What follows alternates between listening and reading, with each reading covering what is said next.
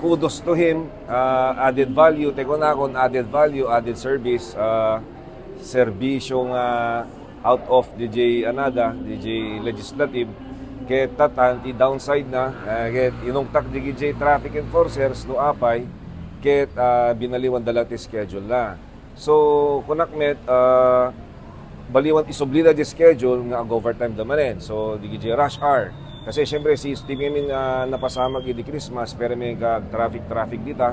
So tatangamin medyo sublida di schedule na. So ti part ng hanak na inform di pinay sublida di schedule. So kinasaritak suda sublida di dating schedule da nga overtime da.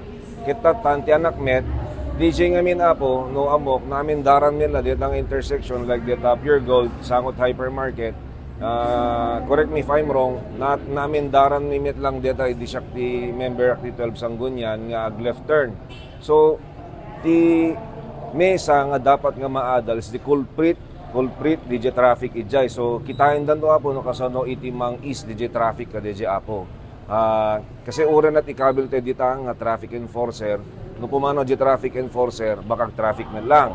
So here comes the idea nga gi-install tayo iti traffic lights. So naadal ngamin dito buong main thoroughfare tayo ti Rizal Street apo, hamo mabalin ikan iti mesa lang nga intersection.